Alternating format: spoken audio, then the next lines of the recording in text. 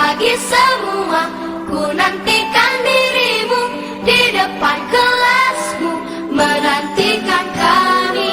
Guruku tersayang, guru tercinta, tanpamu apa jadinya aku?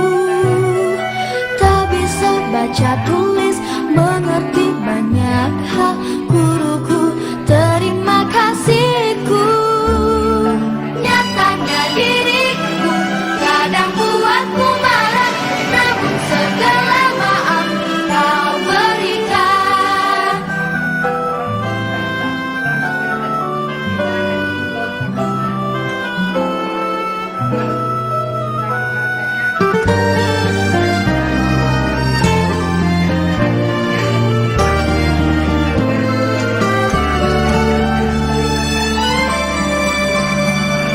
Selamat pagi semua, ku nantikan dirimu di depan kelasmu, menantikan kami. Guruku tersayang, guru tercinta, tanpamu apa jadinya aku? Tak bisa baca tulis, mengerti banyak hal. Guruku, terima kasihku. Nyatanya diriku kadang buatmu marah, namun segala maaf kau berikan. Guruku tersayang, guru tercinta, tanpamu apa jadinya aku? Tak bisa baca tulis, mengerti banyak hal. Guruku, terima kasihku. Guruku tersayang, guru tercinta, tanpamu apa jadinya aku? Tak bisa baca tulis, mengerti banyak hal. Guruku, terima kasihku.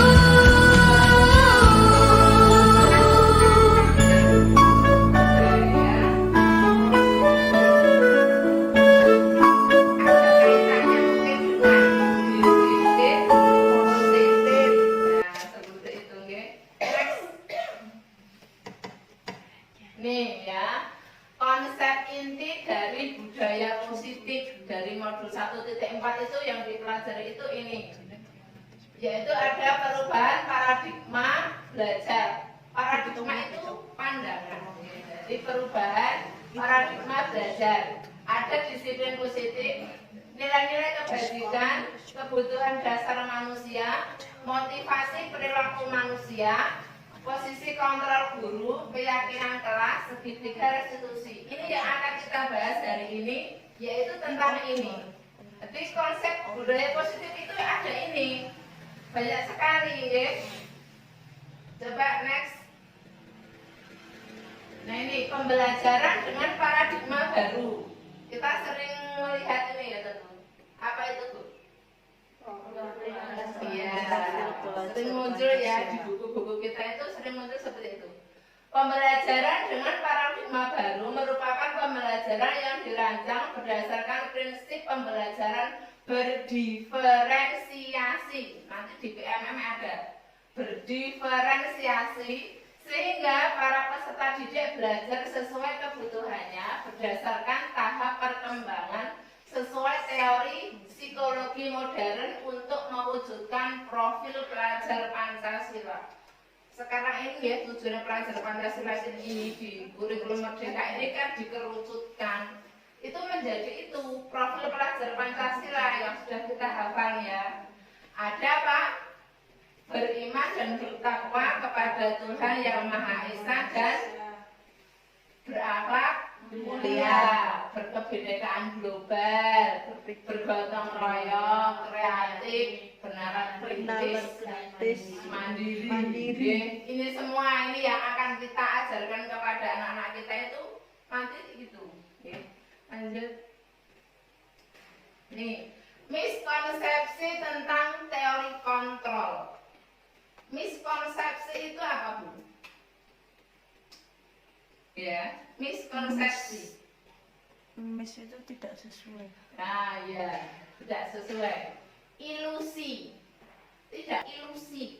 Guru itu mampu mengontrol murid lagi, ilusi bahwa semua penguatan positif efektif dan bermanfaat itu nggak bisa. Okay? Kritik dan membuat rasa bersalah mampu menguatkan karakter. Nanti ada guru yang membuat muridnya itu merasa bersalah, itu ternyata nggak boleh. Itu tidak menguatkan karakter. Kemudian ilusi bahwa orang dewasa itu berhak memaksa anak itu nggak boleh, ya itu nggak boleh, ya nggak bisa, ya nggak bisa. Lanjut, nih ya, mengubah paradigma stimulus respon ke pendekatan teori kontrol. Jadi guru itu tidak hanya merespon saja, tapi kita ke pendekatan ke anak itu, misalnya menyelesaikan masalah, itu kita lebih ke pendekatan. Lanjut, ini saya langsung saja. Disiplin positif, kita masuk ke disiplin positif. Disiplin positif berasal dari kata disiplina, yang artinya belajar. Disiplin mengacu pada disiplin diri yang memiliki tanggung jawab terhadap apa yang dilakukannya berdasarkan nilai-nilai yang diyakini. Yakin dulu. Jadi yang dilakukannya itu bagaimana, itu yakin dulu. Kemudian disiplin positif merupakan salah satu cara penerapan disiplin yang bertujuan untuk menumbuhkan kesadaran, memberdayakan peserta didik, serta imbalan penghargaan, reward, ancaman atau hukuman, ya. Supaya tidak terjadi itu, kita menerapkan disiplin positif. Sebagai pendidik, tujuan kita adalah menciptakan peserta didik yang memiliki disiplin diri, sehingga mereka berperilaku mengacu pada nilai-nilai kebajikan universal. Nanti ada apa tuh kebajikan universal itu apa? Nanti ada. Dan memiliki motivasi intrinsik, motivasi yang datang dari dirinya sendiri, bukan dari luar. Dan perubahan perilaku ke arah yang lebih baik. Yang diharapkan itu dari disiplin positif. Lanjut. Nah ini nilai-nilai kebajikan. Nilai-nilai yang disepakati bersama lepas dari suku, bangsa, agama, bahasa maupun latar belakang. Jadi nilai kebajikan seluruh dunia itu sudah diyakini, itu diambil dari ini. Jadi contoh nilai kebajikan institusi atau organisasi itu ini. Kalau kita orang Indonesia, ya Indonesia saat ini, nilai kebajikan yang dituju itu ini. Profil pelajar Pancasila tadi, beriman dan bertakwa kepada Tuhan yang Maha Esa dan berakhlak mulia, berkebinekaan global, gotong royong, mandiri, kreatif, dan benar kritis. Itu nilai kebajikan yang diajarkan di Indonesia saat ini.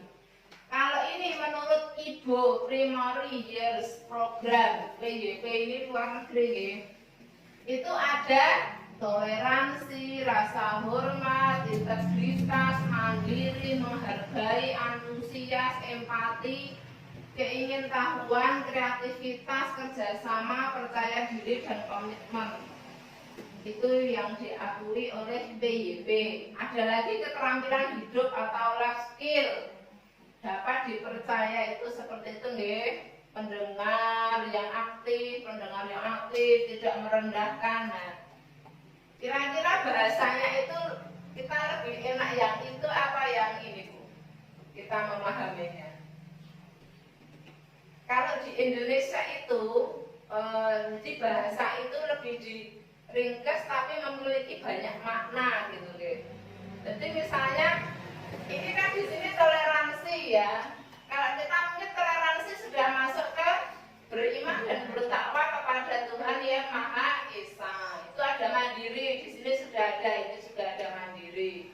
Itu ada empati. Empati kita masuknya di sini berakhlak mulia. Jadi kata-katanya yang saya melihat itu paling bagus dimaknai ya ini profil pelajar Pancasila. Coba kita ngapalnya segini banyak, nggak hafal-hafal. Next, lanjut. Nih, kebutuhan dasar manusia. itu ada ini. Kebutuhan dasar manusia adalah segala sesuatu yang kita lakukan untuk mendapatkan apa yang kita inginkan. Seluruh tindakan yang kita lakukan memiliki tujuan tertentu, ya Bu. Tujuan kita ke sini tadi ada kan? Ya. Dan semua usaha yang terbaik yang kita lakukan adalah dalam rangka agar kebutuhan dasar kita terpenuhi. Ya, betul. Kesini tadi tujuannya apa? Kemudian untuk memenuhi apa, gitu kan? Nah, oke, lanjut. Nih, 5 kebutuhan dasar manusia. Yang ini kadang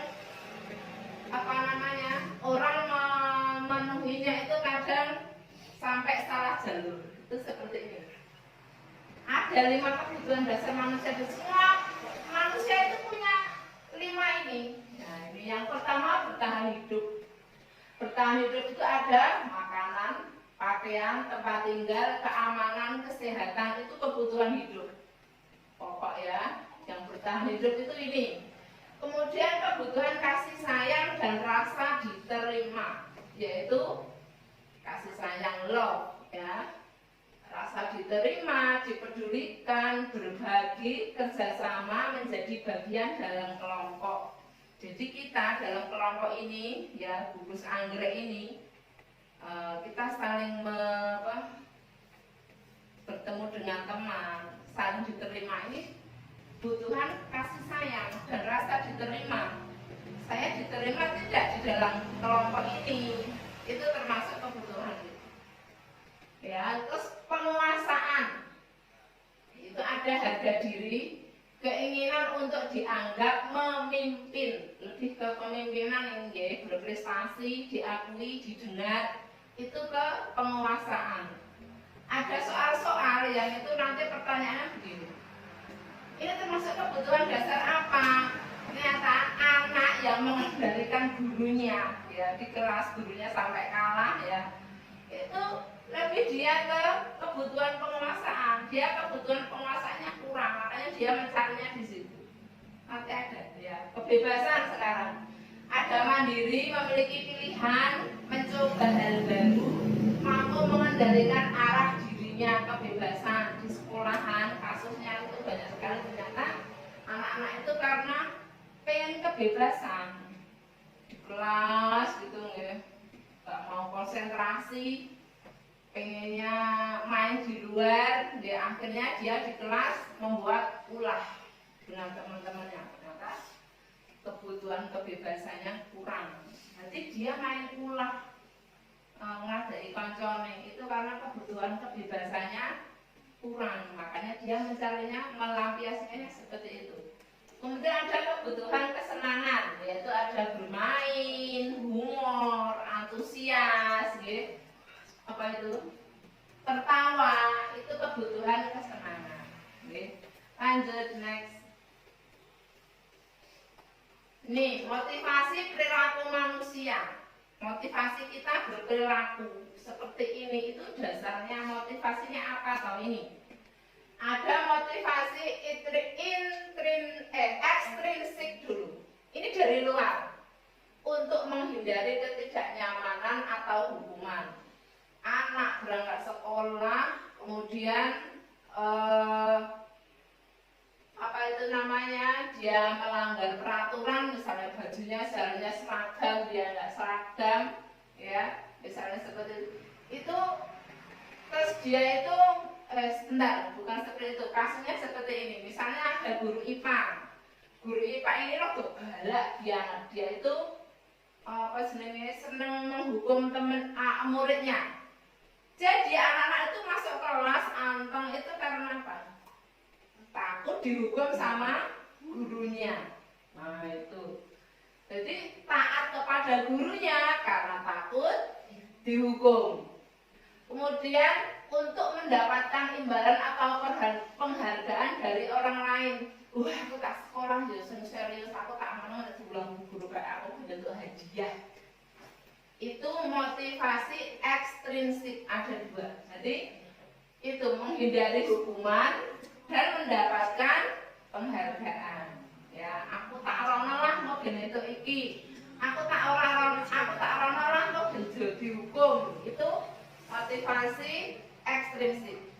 Itu selanjutnya ada motivasi intrinsik, itu dari dirinya sendiri, yaitu untuk menjadi orang yang mereka inginkan dan menghargai diri sendiri dengan nilai-nilai yang mereka yakini.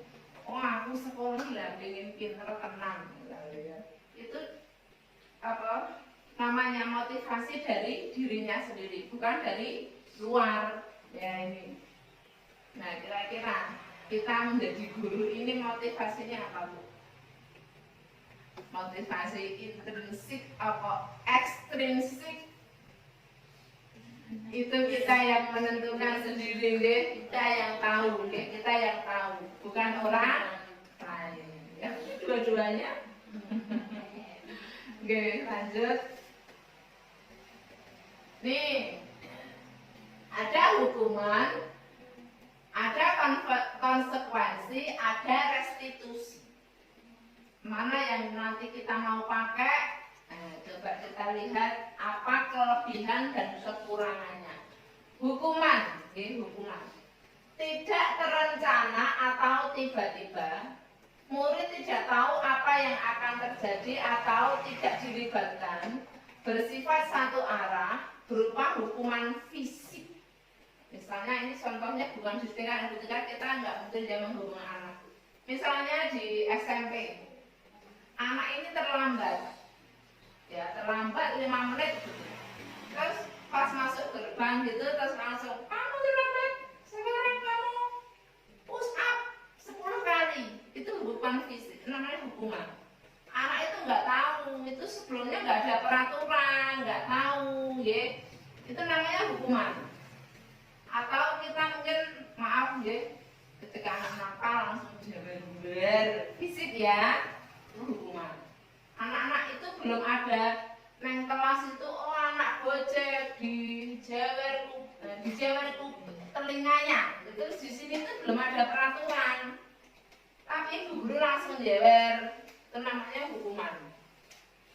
Kemudian ada konsekuensi. Nah, konsekuensi ini sudah ditulis, sudah terencana, ya, sesuai peraturan.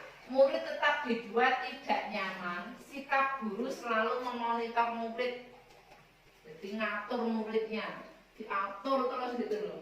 Nah, itu konsekuensi. Tapi konsekuensi sudah dibuat aturannya. Tapi aturannya hanya satu arah, yang membuat gurunya saja. Muridnya tidak dilibatkan. Sekarang restitusi. Nih, proses menciptakan kondisi murid untuk memperbaiki kesalahannya dan proses kolaboratif yang mengajarkan murid mencari solusi sendiri. Ya, ini yang akan dibahas nanti. Ini lanjut restitusi, ya. Sekarang 5 posisi kontrol guru. Ada namanya guru yang menghukum, ada pembuat rasa bersalah, ada guru yang menjadi teman, ada guru yang menjadi pemantau, ada guru yang menjadi manajer. Diharapkan guru paling tidak masuk di sini, pemantau. Syukur-syukur bisa manajer. Apa ini artinya? Lanjut, Mbak. Pak artikan nggak?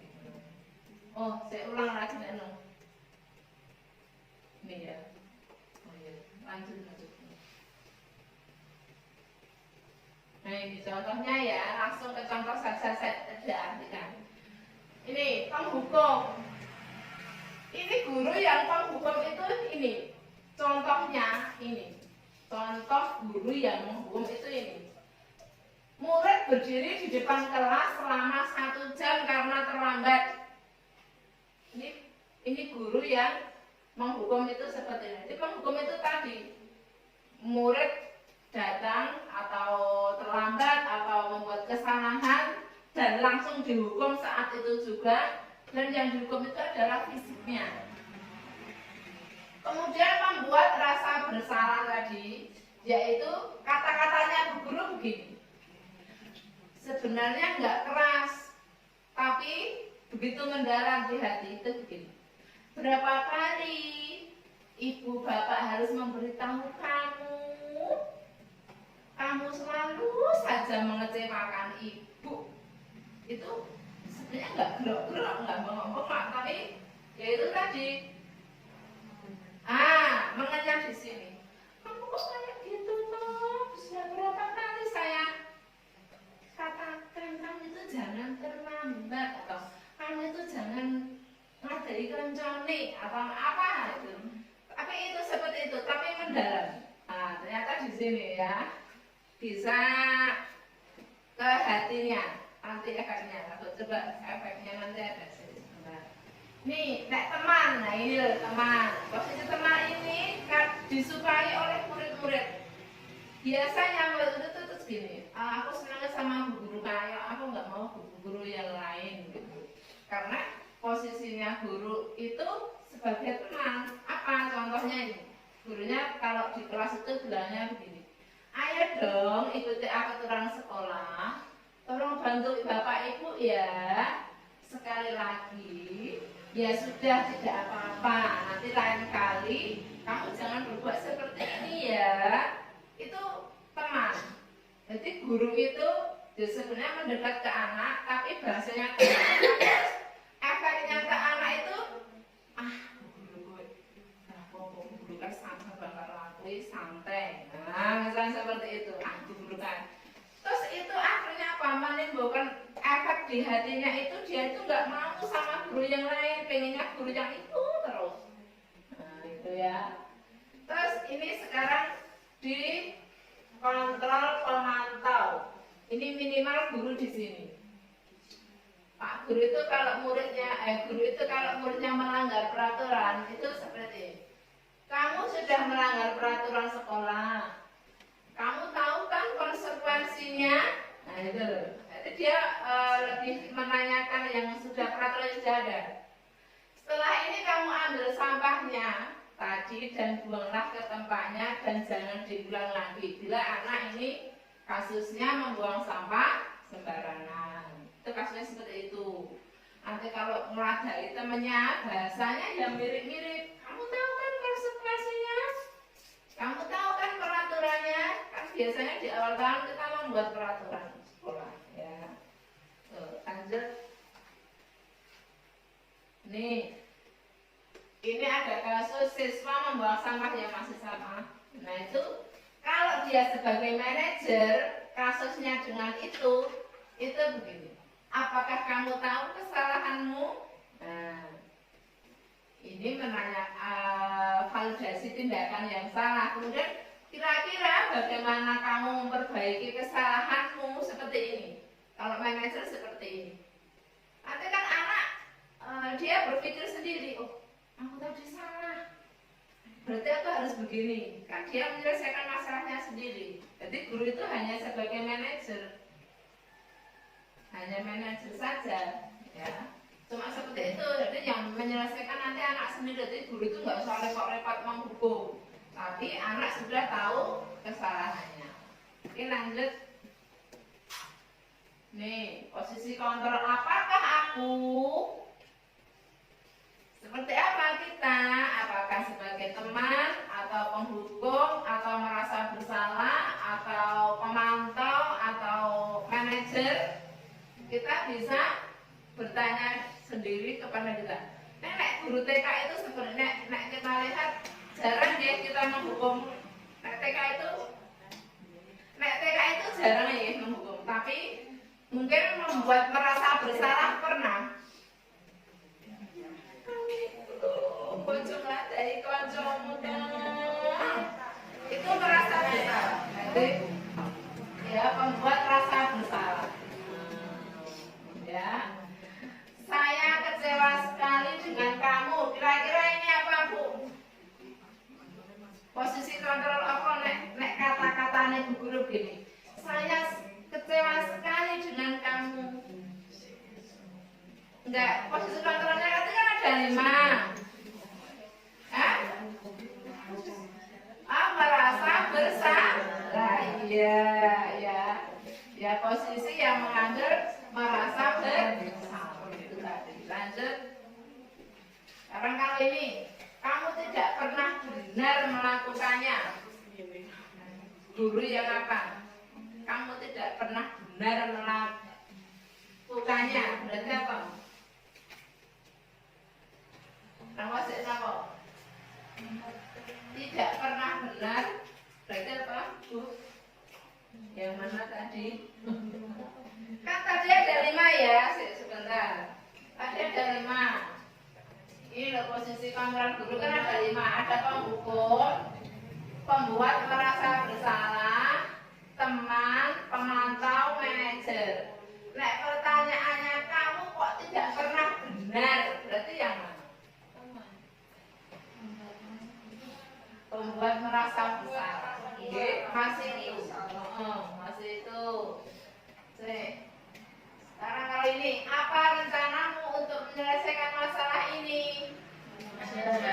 Manajer, ya betul. Ayolah lakukan demi Bapak Ibu ya. Teman. Kamu tidak pernah mendapat nilai jika tidak pernah mengerjakan tugas.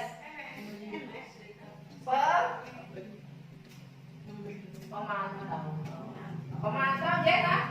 Nah, kan ini dia lebih ke melihat mau peraturan ini apa. Nek dia nggak mengerjakan tugas, otomatis tidak mendapat nilai. Nah ini sekarang kita ke keyakinan kelas ya. Di sini nggak apa-apa ya. Keyakinan kelas. Mengapa keyakinan kelas? Mengapa bukan peraturan kelas? Bedanya keyakinan kelas dengan peraturan kelas itu ibu begini. Nah, keyakinan kelas itu dibuat itu kesepakatan antara guru dan murid dan semua harus melaksanakan semua. Dengan kata-kata positif itu dibuat di awal semester. Tapi kalau peraturan kelas itu dibuat hanya guru saja dan kata-katanya enggak misalnya gini. Jangan buang sampah sembarangan. Tidak terlambat datang ke sekolah. Apa pokoknya yang membuat guru saja, murid tidak dilibat. Nih, sekarang pembentukan keyakinan kelas. Kita membuat keyakinan kelas ini kan masih di awal ajaran tahun baru ya Bu. Bisa kita membuat keyakinan kelas dengan anak-anak. Kayak di SD SMP kan mungkin gampang ya, udah besar semua. Nah, di TK apa ya, kita berarti kita memberikan suatu pilihan ke anak-anak. Nanti kita yang membuat dan kita bacakan setiap pagi. Jadi setelah salam doa gitu kan kita bacakan. Ya masih ingat nggak keyakinan kelas kita apa? Jadi anak-anak itu pas diingatkan itu dia nggak berani lagi untuk melanggarnya. Gitu. Nih, bersifat abstrak, bebas deh. Kita buat di kelas itu bebas, kesepakatan kita dengan murid-murid. Berupa pernyataan universal, luas, lebih luas. Dibuat dalam pernyataan positif. Contohnya, tidak boleh datang terlambat, itu diganti datang lebih awal. Tidak buang sampah sembarangan, diganti buang sampah pada tempatnya. Terus apalagi tidak mengganggu teman, misalnya apa? Menghormati orang lain, seperti itu ya. Konsentrasi, jadi anak konsentrasi, yuk mau diingatkan pagi. Masih ingat nggak anak-anak keyakinan kelas kita apa? Lah pas diingatkan seperti itu, ketika mereka nanti mau melanggar, oh iya, aku melanggar keyakinan kelas saya. Nah, seperti itu. Sesuai dengan kondisi kelas dan sekolah sehingga mudah diterapkan. Makanya beda-beda persekolahan, nggak harus sama. Dilihat kondisinya.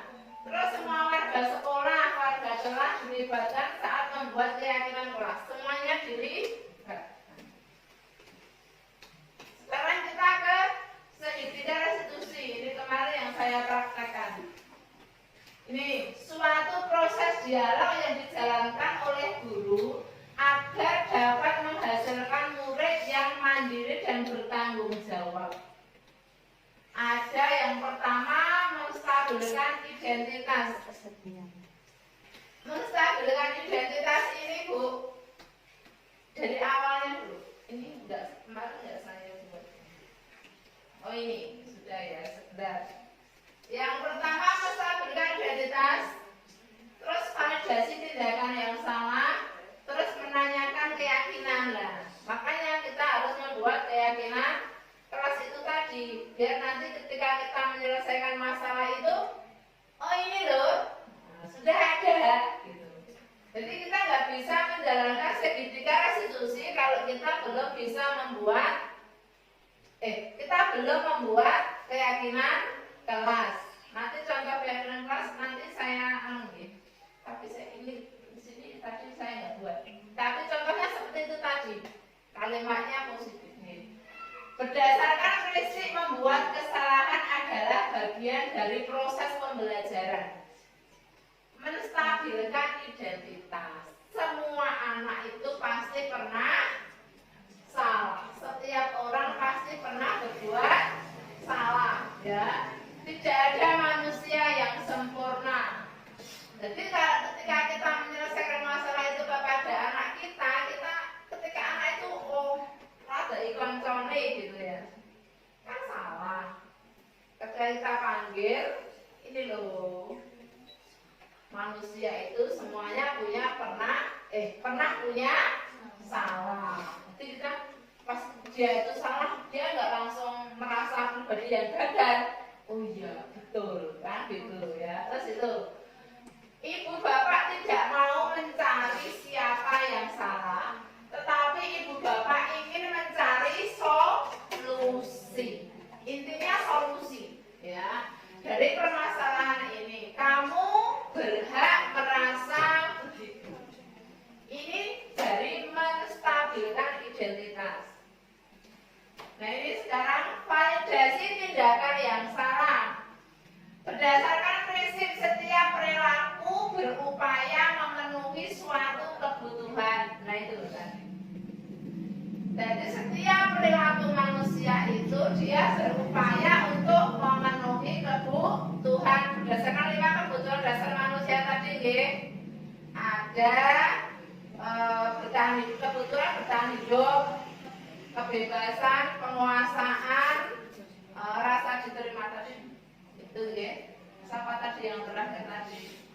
Penguasaan, rasa diterima tadi 5 ya, ada 5. Langsung saja ya. Kamu pasti punya alasan. Nah ini mengapa kamu melakukan hal itu? Pas buang sampah, kamu pasti punya alasan. Kenapa kamu buang sampah di halaman misalnya? Pasti anak jawab, karena saya pengen cepet main. Berarti apa yang dia cari? Kebutuhan apa? Kesenangan. Nah itu. Jadi memang prinsipnya anak-anak itu untuk memenuhi kebutuhannya.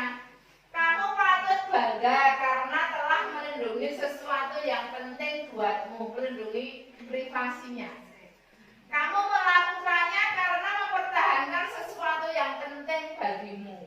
Ya, jika ini anak melanggar kesalahan, ketika kita memvalidasi tindakan yang salah itu seperti ini kata-katanya, ya, itu seperti itu. Nah, jadi menanyakan keyakinan kelas. Nah, setelah kita menstabilkan identitas, validasi tindakan yang salah, kemudian kita menanyakan keyakinan keras. Berdasarkan prinsip teori kontrol bahwa pada dasarnya kita termotivasi secara intrinsik. Sebenarnya itu kita intrinsik itu ya. Apa keyakinan keras kita? Jadi ketika kita menyelesaikan menanyakan keyakinan kelas itu kita ini. Kan tadi kita sudah membuat keyakinan kelas. Ketika sampai di sini, misalnya anak itu ladan karo koncone, nah, ketika kita ingin menyelesaikan masalahnya, kan kita tanya ke anak kita, apa keyakinan kelas kita? Kemudian anak kita kan sudah tahu, tadi sudah dibacakan setiap pagi dia akan menjawab, oh iya, aku salah gitu ya. Nilai-nilai apa yang telah disepakati? Seperti apa gambaran sebuah kelas yang ideal menurut kamu? Ini biasanya anak SMA gitu, kata-katanya seperti itu. Kamu ingin menjadi orang yang seperti apa? Ya, itu jadi pas di keyakinan kelas nanti kita menanyakan seperti itu. Ini, ya ini. Dalam penerapan program disiplin positif, hendaknya guru memiliki standar kepribadian profesional, sosial yang baik, di mana guru mampu refleksi dirinya dalam posisi kontrol saat ini. Bagaimana perjalanan dirinya sebagai among, guru itu sebenarnya sebagai among, manajer yang menuntun murid-muridnya menjadi manusia yang mandiri, merdeka dan bertanggung jawab. Ini sesuai dengan standar nasional pendidikan, ya. Itu seperti itu. Nah, begitu Bu tentang ini tadi. Kira-kira masih ada yang ditanyakan?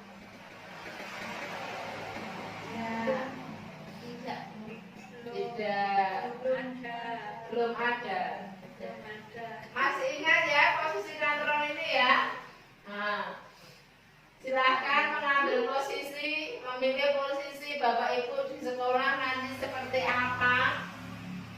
Itu kalau yang diminta itu sebagai guru itu minimal itu pemantau. Ya, kalau bisa manajer tadi. Jadi memberikan jalan solusi untuk anak. Berarti anak itu diberikan kebebasan untuk menyelesaikan masalahnya sendiri. Itu seperti itu. Untuk yang kemarin yang sudah saya buat, saya kasih contohnya penyelesaian masalah dengan cara segitiga restitusi itu seperti ini. Sebentar.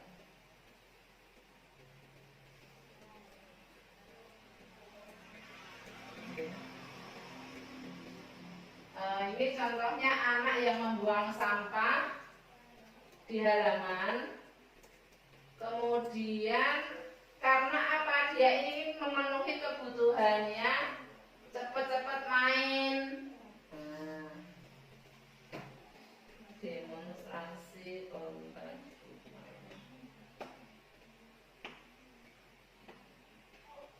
Ini keyakinan kelas, saya kasih contoh punya saya nih. Benar. Ini keyakinan kelas.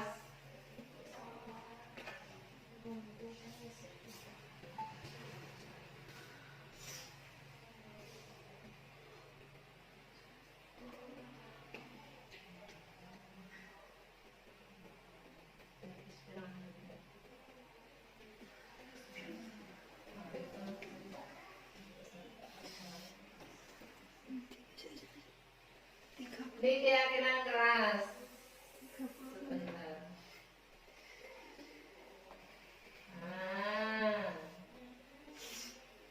Ini budaya positif, tampak seperti, tidak tampak seperti. Budaya positif, menghargai, memberikan sanksi, memiliki empati, tidak mempedulikan, berpartisipasi, tidak suka berbagi, terbuka, enggan membuka diri, menganalisasi perubahan, tidak tergerak dari zona nyaman. Dan saya buat.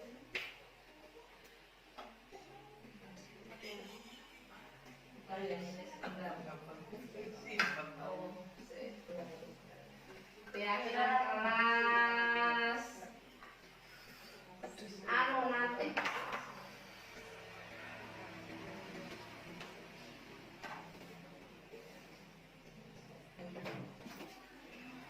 contoh, saya kasih contoh yang demonstrasi kontekstual.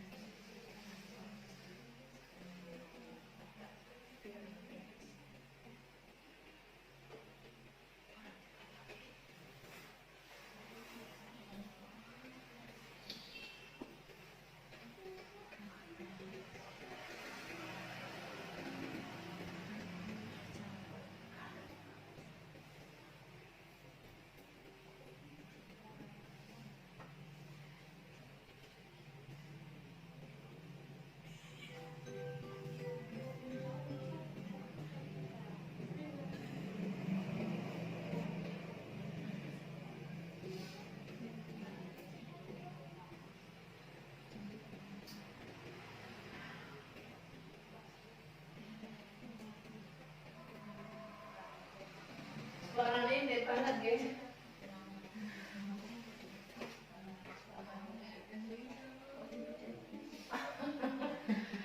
Nggak ada suaranya.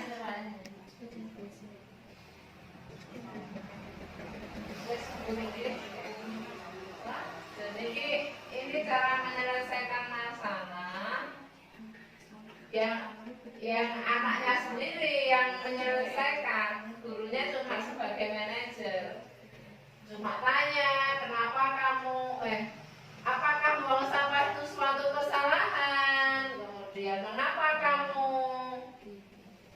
membuang sampahnya di halaman, kan dia terus menjawab saya pengen ini, kira-kira itu melanggar keyakinan kelas enggak? Iya melanggar. Setelah ini kamu apa?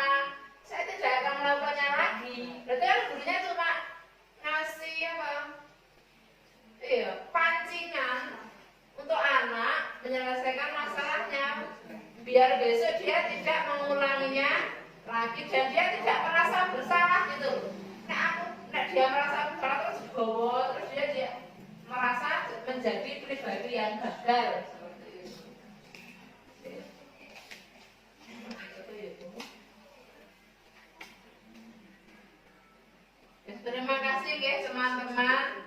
Mungkin hanya ini penyampaian dari saya. Semoga ada manfaatnya untuk saya dan untuk ibu-ibu semua. Dan mungkin bisa diterapkan di lembaga masing-masing untuk membuat keyakinan kelasnya. Banyak ya. Ketika mungkin kalau kita nggak bisa nanti saya kasih contoh punya saya atau mungkin bapak ibu-ibu bisa googling sendiri ya, di medsos itu banyak sekali contoh keyakinan kelas, bisa diterapkan, itu mudah sekali. Dan ketika mesti ada masalah ya di sekolah, di TK itu mesti ada masalah ya, mesti itu ada ya, di sekolah manapun nggak ada sekolah kok nggak ada masalah, itu nggak mungkin. Setiap anak ya, setiap sekolah itu mesti akan ada di situ, karena ya setiap manusia ya ada singgungan itu wajar seperti itu. Mungkin bisa diterapkan. Mungkin hanya ini dari saya, kurang dan lebihnya saya mohon maaf. Bila taufiq hidayah. Wassalamualaikum warahmatullahi wabarakatuh. Waalaikumsalam warahmatullahi wabarakatuh.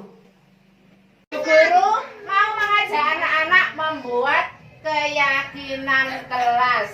Keyakinan kelas itu adalah sesuatu yang harus kita yakini dan kita laksanakan bersama-sama. Dilaksanakan anak-anak dan juga dilaksanakan oleh bu guru. Oke, kalau pagi ya, kalau pagi berangkatnya masuknya 7:30. Berarti anak-anak berangkatnya jam berapa coba? Jam 7. Biar apa? Tidak terlambat. Oke, berarti yang pertama datang ke sekolahan lebih awal. Ya. Duduk dulu. Datang ke sekolahan lebih awal. Oke, mundur dulu. Sekarang setelah itu, kalau bermain, boleh nggak bermain? Boleh. Habis main apa? Diapakan mainannya? Diberesin. Pintar. Berarti ditulis guru ya. Membereskan apa? Ya, membereskan mainan setelah digunakan. Oke, anak soleh duduk dulu. Duduk bawah. Turun. Terus yang ketiga. Nah, ini kan kita belum bu guru bagikan peralatan sekolahnya. Nah, besok bu guru bagikan peralatannya. Ada diskrip. Di dalam diskrip itu ada pewarna, ada pensil, ada lem, ya. Nah, Aku pengen itu nanti bu guru kasih semua. Mbak Yasmin sini, Mbak Yasmin. Gloomy di sini. Nah, enggak apa-apa. Nah, itu nanti kalau sudah digunakan dikembalikan lagi enggak? Dikembalikan lagi enggak? Dikembalikan. berarti mengembalikan peralatan setelah digunakan. Terus apa lagi? Boleh nggak kita menjotos temennya? Boleh nggak? Tidak boleh. Tidak boleh. Berarti temennya harus disayang. Apa? Disayang. Berarti menyayangi teman. Oke, Bu Guru tulis G. Menyayangi teman. Kalau Bu Guru mengajar, anak-anak memperhatikan nggak? Kalau Bu Guru mengajar, anak-anak memperhatikan, Bu Guru tidak memperhatikan. Berarti apa? Ya, belajar dengan apa? Fokus. Nah, fokus melihat buku. Mas untuk dulu ya. Berarti fokus belajar dengan buku. Terus boleh nggak kita makan pas pelajaran? Boleh nggak? Boleh. Pas Bu Guru ngajari sholat sambil makan boleh? Tidak boleh. Tidak boleh. Berarti makan saat istirahat. Pintar. Bu Guru tulis B. Makan saat istirahat. Ya sayang. Oh iya. Oke, sekarang kalau kita punya makanan, bungkusnya boleh nggak kita buang di halaman? Nggak. Boleh nggak bungkusnya dibuang di dalam kelas? Boleh? Nggak. Berarti bungkusnya harus dibuang di mana? Tempat sampah. Iya. Berarti apa? Membuang sampah pada tempat. Nah, gitu aja ya. 1, 2, 3, 4, 5, 6, 7. Kita buat 7 keyakinan kelas kita. Bu Guru bacakan dulu ya. Coba yang pertama. Lihat Bu Guru yang pertama. Datang ke sekolahan lebih awal. Mas, duduk yang rapi. Katanya fokus. Duduk dulu. Mas Fail, duduk dulu. Ya fokus, katanya fokus kok ya. Katanya fokus ya. Bu Guru di sini, Nek No. Bu Guru di sini. Coba Bu Guru di sini, Nek No. Yuk, fokus. Fokus. Melihat buku. Tuh. Oke, Mas Fail duduk. Ya, nanti gambar. Mas Davin sayang, Mas Davin sini. Nah, yuk Bu Guru bacakan dulu keyakinan kelas kita. Dengerin. Datang ke sekolahan lebih awal. Apalagi? Dengerin Bu Guru. Membereskan mainan setelah digunakan. Pintar. Mengembalikan peralatan setelah digunakan. Pintar. Terus apa? Menyayangi teman. Nggak boleh temennya diladai. Terus belajar dengan fokus. Apa? Fokus. Yang dilihat siapa? Bu Guru. Terus makan saat istirahat. Nek mboten istirahat belum boleh makan. Davin sayang sini. Terus membuang sampah pada tempatnya. Oke? Sepakat? Sepakat? Ya. Ya.